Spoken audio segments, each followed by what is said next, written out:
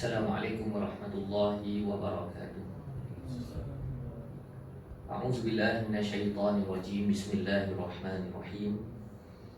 Alhamdulillah wassalatu wassalamu ala Rasulillah wa ala alihi wa sahbihi wa man walah. Alhamdulillah, pada tengah hari ini kita dapat bertemu, dan tidak ada pertemuan yang lebih istimewa melainkan kita sama-sama cuba memahami kalam Tuhan. Dan kita sambung tadabbur suratul Kahfi.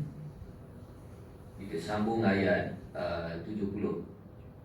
Kita masih lagi dalam plot kisah Nabi Musa berguru dengan Nabi Khadir bersama dengan mereka anak buah Nabi Musa, iaitu Nabi Yusha, yang sedang dilatih menjadi pemimpin masa depan.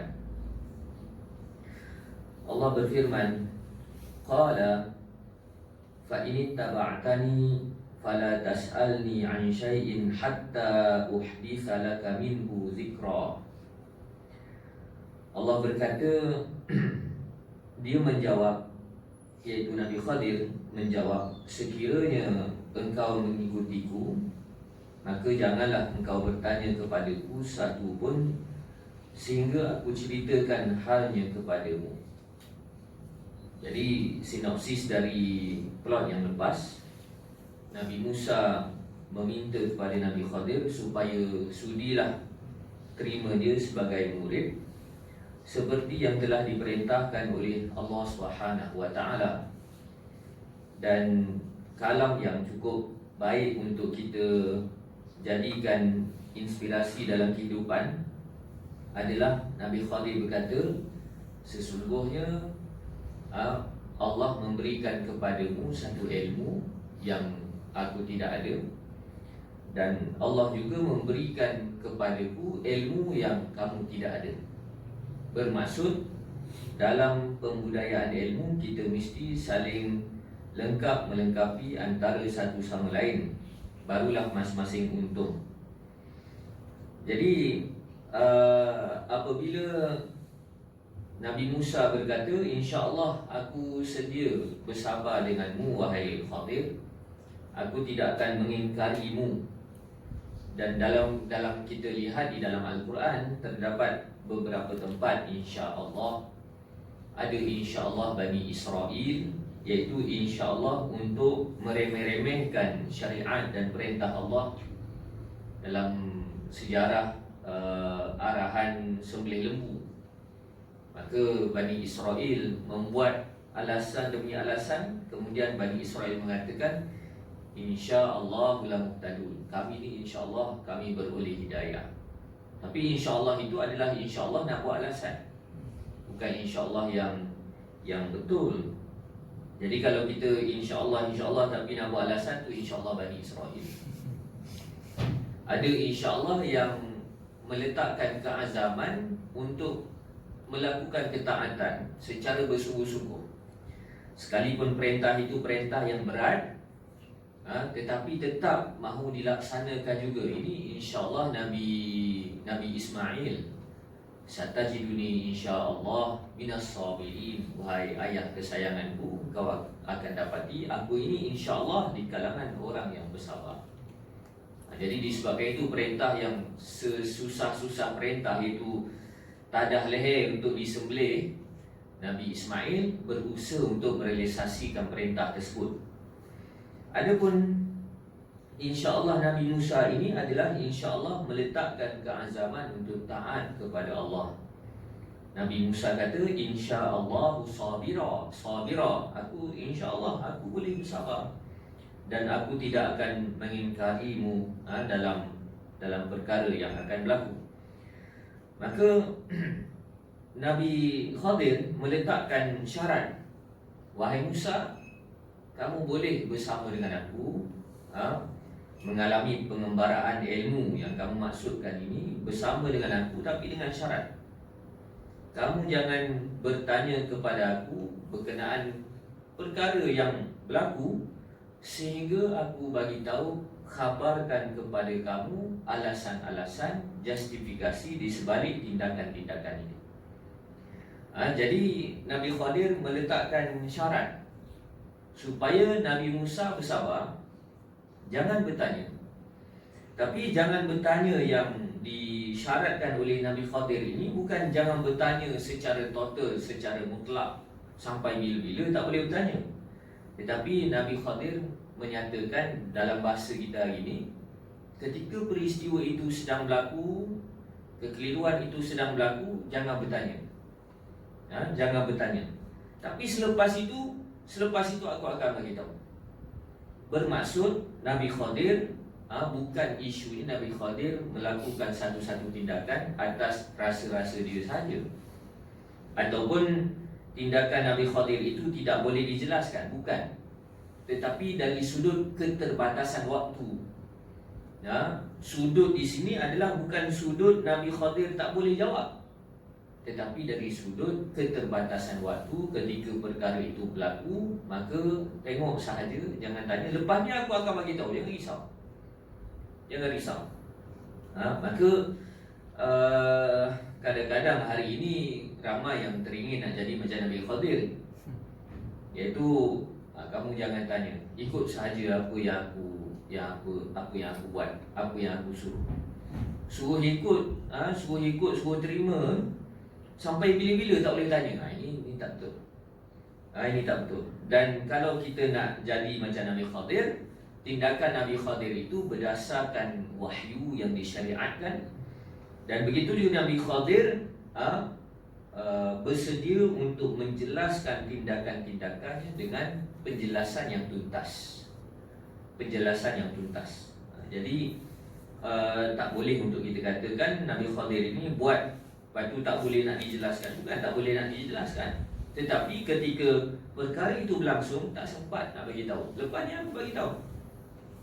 Fantalaqa hatta idza rakiba fis safinati kharaqaha qala akhraqtaha litughriqa ahlaha laqad ji'ta syai'an imra. Maka kedua-dua tokoh ini bersama dengan anak buahnya seorang Yusha berjalan sehinggalah mereka menaiki kapal. Mereka menaiki kapal, menaiki perahu. Dalam keadaan, kalau kita lihat dalam penjelasan lanjut tafsiran para ulama, Nabi Musa, Nabi Khadir bersama dengan Yusha naik perahu, dan tuan punya perahu itu melayan mereka sebagai tetamu dengan baik. Kalau bahasa kita hari ini, naiklah, tak payah bayar tambah. Kamu ni orang musafir, orang jauh, tak payah bayar tambah. Maksud pemilik perahu itu pemilik yang baik. Setelah daripada mereka menaiki perahu, dah sampai, mereka turun. Sebelum daripada turun, tiba-tiba Nabi Khadir membocorkan perahu tersebut. Dalam penjelasan lanjut, Nabi Khadir mengopak kayu perahu itu sehingga bocor. Jadi kuat juga. Boleh ke kita kopak kayu perahu? Kayu tebal-tebal ni, boleh ke? Kuat juga Nabi Khadir ni. Jadi Nabi Khadir kopak perahu itu. Lantas Nabi Musa terus mempertikaikan, apakah kamu membocorkan perahu yang kita dah naik? Perahu ini milik orang yang baik. Sesungguhnya kamu telah melakukan sejenis perbuatan yang mungkar. Jadi awal-awal ini Nabi Musa terlupa. Dalam penjelasan ulama tafsir mengatakan Nabi Musa ni terlupa bahawasanya dia telah memeterai syarat dengan Nabi Khadir supaya jangan tanya, jangan petikai. Tapi dia kerana dorongan kebertanggungjawaban Nabi Musa terus tanya. Jadi disebabkan itu,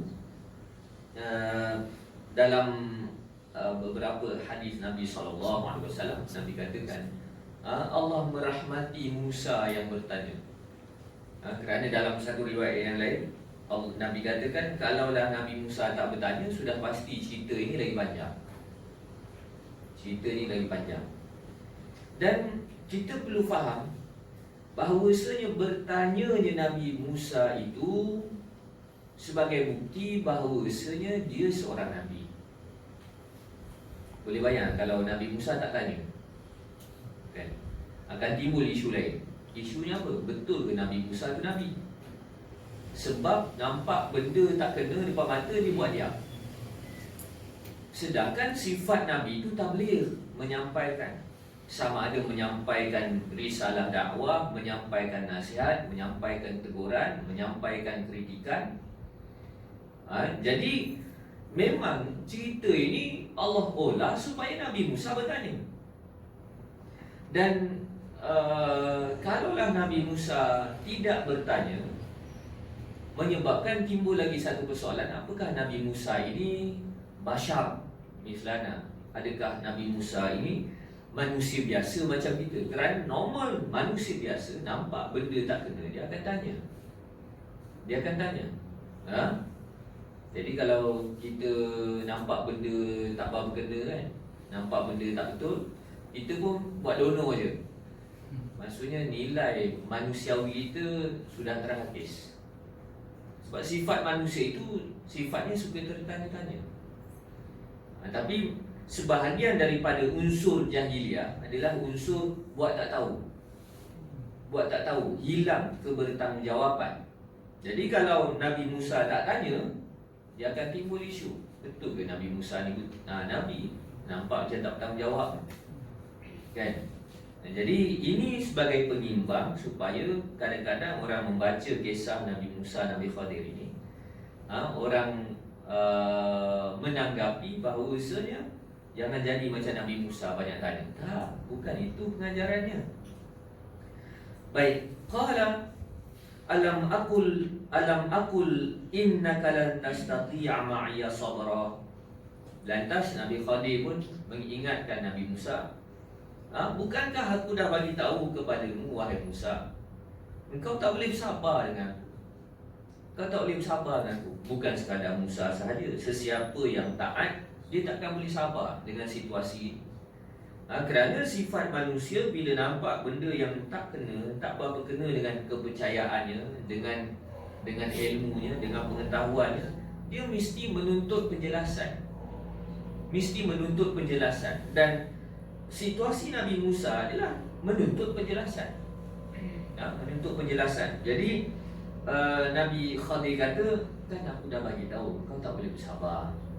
Kau tak boleh bersabar. Qala la tu'akhidni bima nasitu wa la turhiqni min amri usra. Kemudian Nabi Musa pun kata, janganlah kau berkira marah kepada aku disebabkan aku lupa. Kita dah setuju dengan syarat dah, tapi aku lupa. Dan janganlah engkau bebani aku dengan sebarang kesukaran dalam urusan aku. Urusan waktu itu Nabi Musa nak menuntut ilmu. Jadi reaksi Nabi Musa ini adalah reaksi disebabkan nasid. Aku lupa. Nak macam mana? Aku lupa. La tu'akhidni, janganlah berkira dengan. Kita selalu doa dengan Allah. La tu'akhidna in nasina aw akhtana. Wahai Tuhan kami, janganlah berkira dengan kami pada benda yang kami lupa dan pada benda yang kami silap. Jangan berkiralah Allah. Tapi kita sering terlupa. Kita dengan Allah ni, kita minta Allah jangan berkira dengan kita, tapi kita dengan sama-sama manusia kira betul. Pantang salah sikit, pantang kawan kita silap sikit, pantang kawan kita terlupa sikit, kira betul. Jadi sebab itu sifat-sifat Allah itu perlu kita, bukan sekadar kita jadikan sebagai berkat doa, tapi kita sedaya upaya untuk menjadikan sifat baik Allah itu sebagai ikutan, sebagai inspirasi kita. Allah tidak berkira. Sebab itu dalam hadis Nabi kan, Nabi katakan rufi'al qalam an salas. pen yang menulis dosa pahala itu terangkat pada 3 situasi. Antaranya apa? Tidur, lupa. Satu lagi apa? Gila, tak ingat. Salah satunya tidur lah. Jadi Allah tak berkira dengan kita kalau kita tertidur. Tapi kita kalau nampu datang lambat ni kita tidur, kita malam tu. Jadi sebenarnya maha baik Allah itu kita boleh bandingkan bagaimana interaksi kita dengan sesama manusia. Baik. Jadi Nabi Musa kata janganlah susah-susah dengan aku. Aku minta maaf lah, aku terlupa. Aku terlupa. Fantalaqa, maka Nabi Khadir pun menerima permohonan maaf Nabi Musa. Dan di sini kalau kita lihat akhlak Nabi Musa, kalau dia terlupa, memang dia mengaku dia terlupa dan dia minta maaf. Okay. Jadi kalau kita ada buat kesilapan, kalau kita nak reka-reka alasan, berbelit juga kita. Senang sahaja kalau kita mengaku, minta maaf, saya terlupa. Minta maaf, saya tertidur. Saya tertidur. Senang je. Tapi kalau buat alasan, minta maaf lah, saya sebenarnya sekian. Jadi bersekabut lah.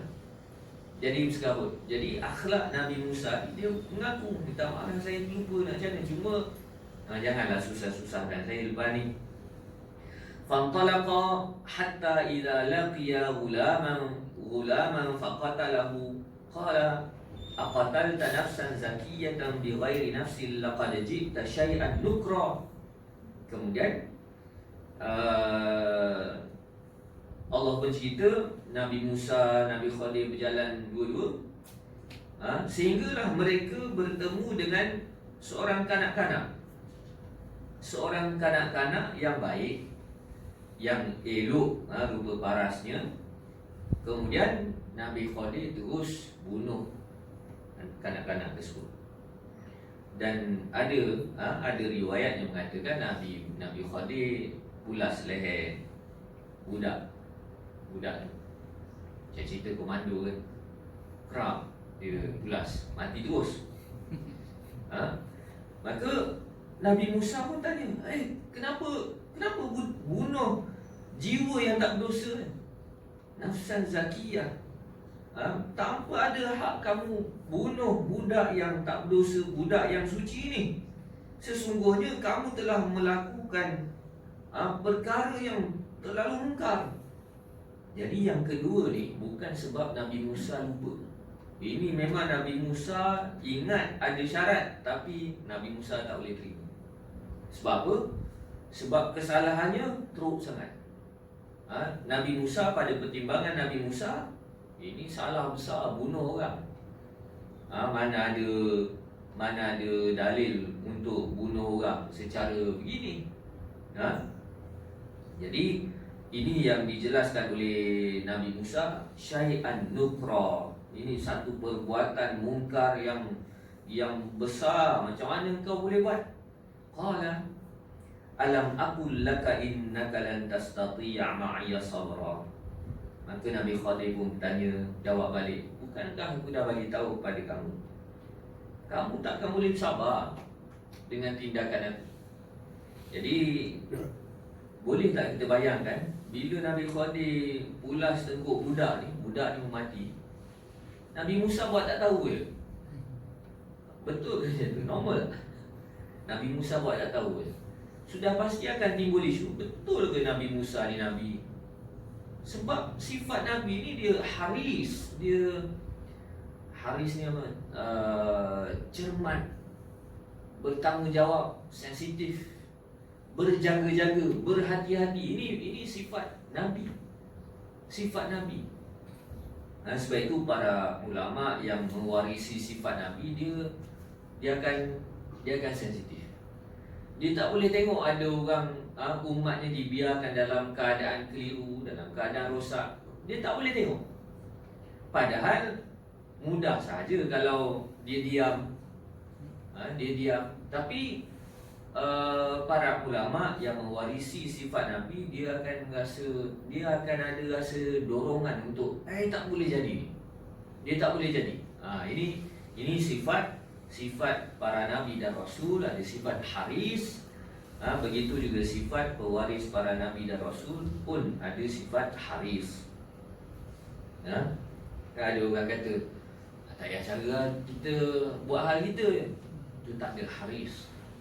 Tak ada sifat tanggungjawab, ketelitian, kecermatan, kebimbangan. Maka Nabi Khadir kata, aku dah bagi tahu, kau tak boleh sabar. Qala, kalau gitu, qala in sa'altuka 'an syai'in ba'daha fala tusahibni qad balaghta min ladunni 'uzra. Maka selepas itu Nabi Musa pun kata, kalau begitu lepas ni wahai Khadir, lepas ni kalau aku tanya lagi engkau pada perkara yang berlaku, maka kita bersurailah. Kelas tak adalah. Fala tusahibni, kita bersurailah. Maksudnya habislah. Sebab apa? Sebab engkau dah bagi peluang pada aku 3 kali.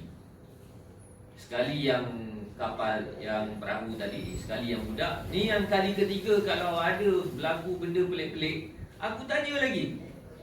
Aku tanya lagi. Maka sebenarnya kau dah bagi peluang yang cukup pada aku 3 kali. Lepas ni tak payahlah.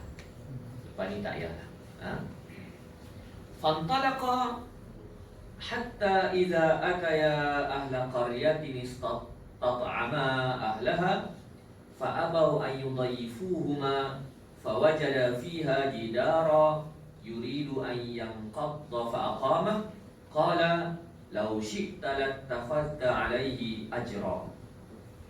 Kemudian mereka pun berjalan lagi, jalan single letih, sampailah mereka ke penduduk satu bandar, ahla qaryah, iaitu satu penempatan. Qaryah ini maksudnya, kalau belajar bahasa Arab komunikasi, qaryah ni kampung. Tapi dalam konteks yang lebih tepat, kalau kita baca Quran, qaryah ini merujuk kepada penempatan dari sudut populasi.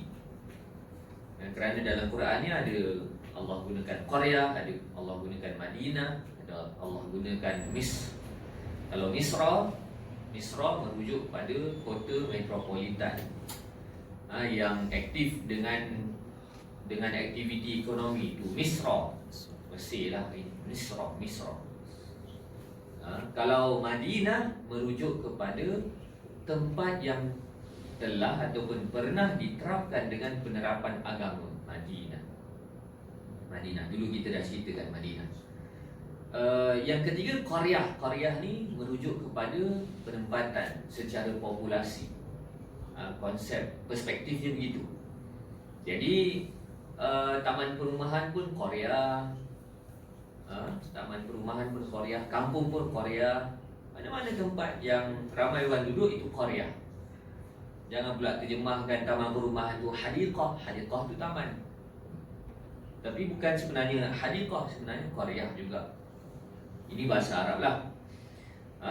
Maka bila dah sampai ke satu tempat, ramai orang duduk, bandar, maka mereka pun minta bantuan makanan pada penduduk bandar tersebut. Waktu musafir letih-letih minta bantuan makanan lah. Tiba-tiba penduduk bandar tersebut tak melayani mereka sebagai tetamu. Maksudnya apa? Penduduk bandar itu penduduk yang sombong, yang tak suka membantu, penduduk bandar yang tak baik. Maka bila dah begitu, tiba-tiba Nabi Khadir melihat ada sebuah dinding rumah yang hampir runtuh. Sebuah dinding bangunan yang hampir runtuh. Tak pasal-pasal Nabi Khadir ni pergi betulkan dinding rumah tu secara sukarela. Kita datang ke tempat orang tu pakai tak layan kita belaka. Tengok-tengok ada satu dinding nak bocor, nak runtuh, Tiba-tiba kita pula pergi ambil tanah liat, ambil simen secara sukarela, bersungguh-sungguh tu kita nampak kan. Maka Nabi Musa pun tadi dekat perahu orang buat baik pada kita, kita pergi sabotaj perahu dia. Budak tak pasal-pasal, dibunuhnya budak ni. Ini tempat orang yang tak layan kita, tiba-tiba kita buat baik pula dengan dia. Maka Nabi Musa berkata, "Lau syi'ta latakhadta alaihi ajra." Khadir, wahai Khadir, kalau nak buat baik pun boleh buat baik, tapi tak salah kalau kau minta upah pada dia orang. Maksudnya apa? Bila minta upah, kita boleh beli makanan. Dan di sini juga menjelaskan pada kita, kalau kita minta tolong orang, tak salah untuk kita minta upah. Sebab Nabi pun minta upah. Jangan pula kata, bukan Islam ni minta upah. Tak, Islam minta upah. Kadang-kadang orang berniaga, saya berniaga cara Islam. Berapa saya tak ambil untung banyak sangat. Akhir sekali orang duk nampak berniaga cara Islam ni tak boleh kaya. Ini salah. Ini salah. Sepatutnya berniaga cara Islam ni ajar kita cara buat untung dengan cara yang betul, tanpa menindas. Begitu juga tak salah untuk kita berniaga perkhidmatan. Berniaga perkhidmatan, kita tolong orang, tak apa, tapi bayar RM50 ke apa. Tak salah, jangan pula kata ini tak Islamik langsung. Tak, Nabi Musa, Nabi Khadir yang Nabi Musa kata kalau nak minta upah, apa salah minta upah? Boleh kita beli makanan. Qala, selepas daripada pertikaian Nabi Musa itu, lantas Nabi Khadir pun kata, hadza firaqu baini wa bainik. Ini adalah saat kita berpisah antara aku dengan kau. Sebab apa? Kita dah setuju syarat, kemudian kau pun dah letak syarat. Kalau kali ketiga kau tanya juga, maka dah habislah kelas, bersurai lah. Maka selepas itu sa'unabbi'uka bita'wili ma lam tastati' alaihi sabra. Maka sekarang adalah saatnya aku bagi tahu kepada kamu apa justifikasi tindakan-tindakan aku, yang mana sebelum daripada ini kau tak sabar nak tahu. Jadi ini yang menimbulkan hadis yang Nabi katakan Allah merahmati Musa. Sebab apa? Disebabkan dia tak sabar, cerita ni jadi pendek pun berapa muka surat. 2 muka surat berkali. 2 muka surat dalam Misbah Suratul Kahfi. Panjang. Bayangkan kalau Nabi Musa tak tanya, dia buat je. Tak berapa muka surat. Lepas satu Nabi Khadir buat benda pelik, Nabi Musa buat je. Ini modul je ni. Lepas tu buat lagi. Jadi panjang cerita ni. Maka disebabkan itu Nabi kita Muhammad SAW kata Allah merahmati Nabi Musa sebab bertanya. Jangan pula kita kata jangan jadi macam Nabi Musa, banyak tanya. Ini kurang ajar dengan Nabi Musa. Ada orang sebut begini. Tak kira lah ustaz ke tak ustaz, ni kurang ajar dengan Nabi Musa. Mana boleh kita kata jangan jadi macam Nabi Musa. Kita kena jadi macam Nabi Musa. Pada masa sama kena jadi juga macam Nabi Khadir, kalau kita jadi guru. Maka Nabi Khadir pun jelaskan satu persatu dengan secara detail. Amma safina fakanat limasakina ya'maluna fil bahr faratu an a'ibaha wa kana wara'ahum malikun ya'khudhu kulla safinatin ghasba. Nabi Khadir kata, kes perahu yang aku bocorkan tadi tu, sebenarnya perahu tu memang aku tahu milik orang miskin buat cari makan. Dan memang aku rosakkan perahu tu. Sebab apa? Sebab di negeri tersebut ada pemerintah yang jahat. Dan antara kezaliman pemerintah ini, dia suka rampas perahu-perahu yang baik, yang elok. Mana perahu orang yang elok tu dia ambil, perahu yang rosak dia tak ambil. Kan? Jadi Daripada, kalau kita faham bahasa kita, daripada mereka kehilangan perahu, hilang mata pencarian, baik aku rosakkan. Sekurang-kurangnya mereka hanya perlu tampal perahu tu je. Jadi ini alasan. Dan alasan ni kalau kita fikir dari sudut logik ataupun dari sudut syariat sekalipun, masuk ke tak masuk? Masuk je, boleh je diterima. Boleh je diterima. Jadi tindakan Nabi Khadir ini adalah tindakan soal maklumat itu belum diketahui oleh Nabi Musa. Wa ammal ghulam fakana abawahu mu'minain fakhashina an yurhiqahuma tughyana wa kufra. Adapun budak yang aku bunuh tadi tu, budak tu mak ayahnya orang beriman, orang baik. Budak tu pun baik, mak ayahnya pun orang baik, orang beriman. Tapi yang dibimbangi, budak itu akan merosakkan mak ayahnya kelak, akan menyebabkan mak ayahnya jadi taghut, jadi melampau dan jadi kufur.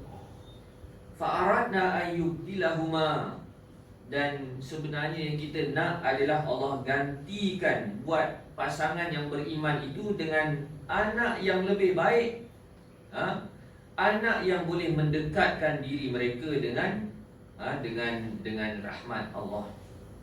Jadi ini cerita macam mana? Ini cerita bukan cerita firasat ni.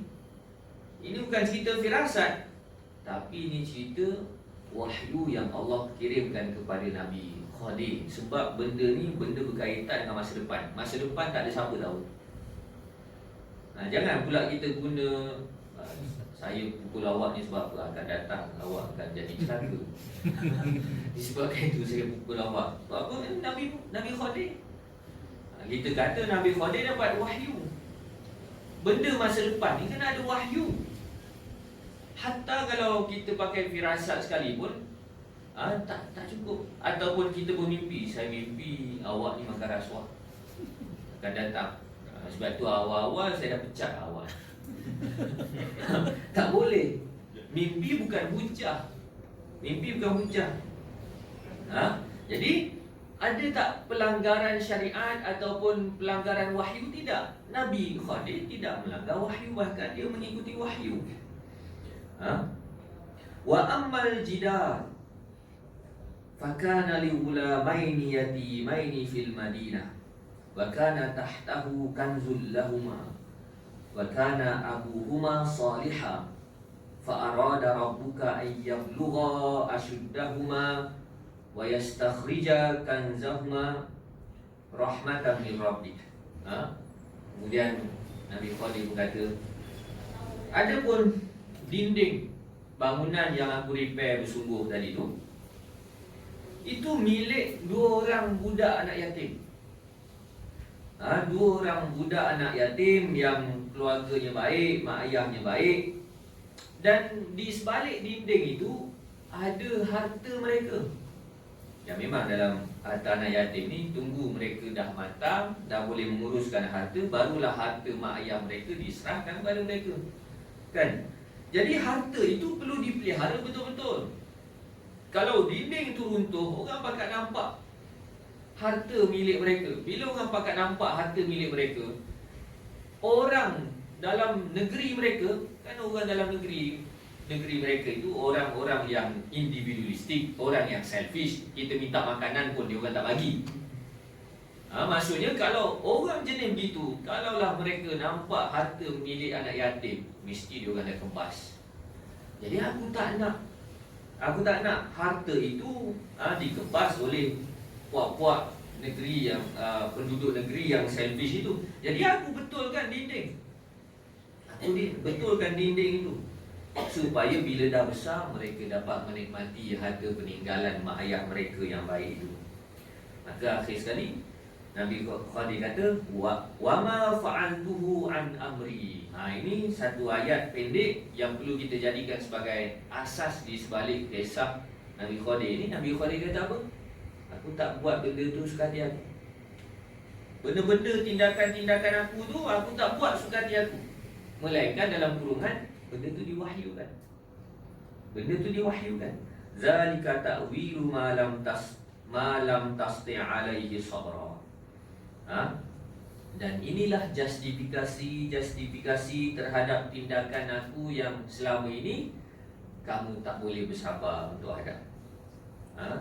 Jadi ini kisah pengajaran. Kok mana sekalipun pengajaran utama kalau nak dikaitkan dengan zaman fitnah, kalau kita bertindak ikut panduan wahyu, orang akan nampak kita buat benda pelik. Kita akan kelihatan pelik kerana terkait dengan hadis-hadis Nabi berkaitan dengan zaman fitnah. Kan siapa yang taat, siapa yang beriman akan kelihatan pelik. Jadi tindakan Nabi Khadir ini adalah tindakan berdasarkan pedoman wahyu. Dan bila tindakan yang berdasarkan pedoman wahyu, kebanyakannya dalam konteks hari ini orang akan lihat pelik. Tapi berbeza, dilihat pelik disebabkan ikut wahyu ataupun dilihat pelik sebab bodoh, dua benda beza.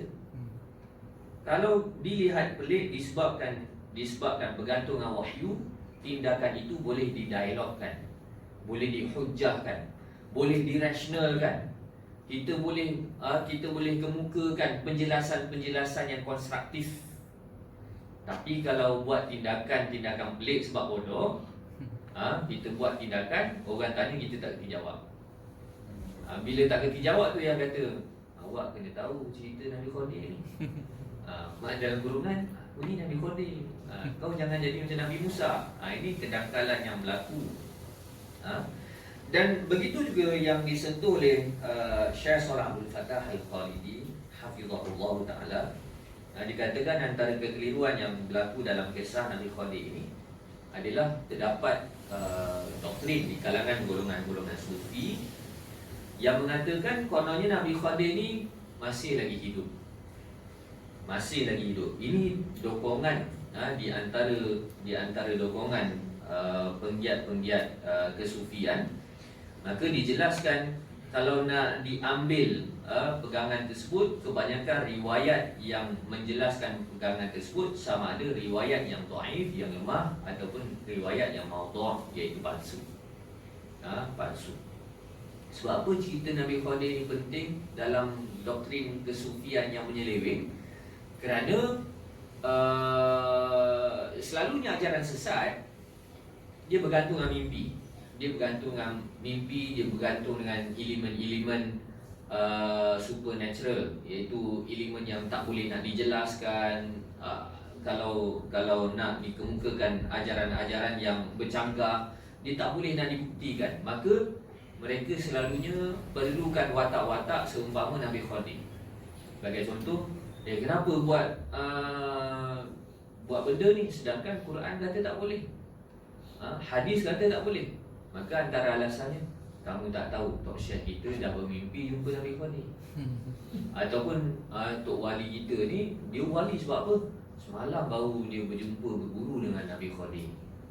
Jadi watak Nabi Khadir ini perlu dihidupkan untuk menjadi legitimasi kepada penyelewengan yang berlaku. Dan memang kalau kita dengar, memang tidak sedikit yang mendakwa Nabi Khadir masih lagi hidup.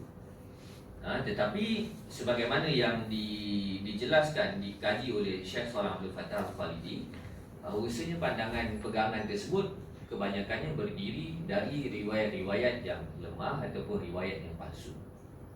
Baik.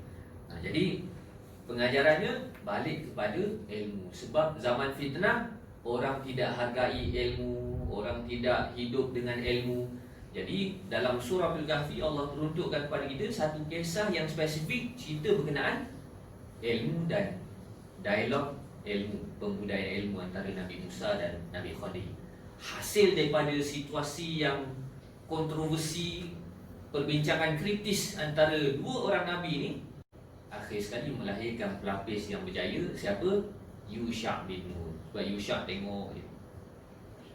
Jadi Nabi Musa berani mendedahkan Yusha' dengan perkara-perkara itu. Kalaulah Nabi Musa berjaya dengan mukjizatnya membelah laut Merah, adapun Nabi Yusha' mukjizatnya membelah sungai. Selepas itu ekspedisi Nabi Yusha bawa Bani Israel supaya menguasai kembali Baitul Maqdis setelah wafatnya Nabi Musa. Ini pun cerita berkenaan pelapis Nabi Yusha. Sebab itu Nabi Musa bawa Nabi Yusha sebagai pelapis untuk belajar. Rasa sekadar itu sahaja. Wallahu a'lam. Assalamualaikum warahmatullahi wabarakatuh.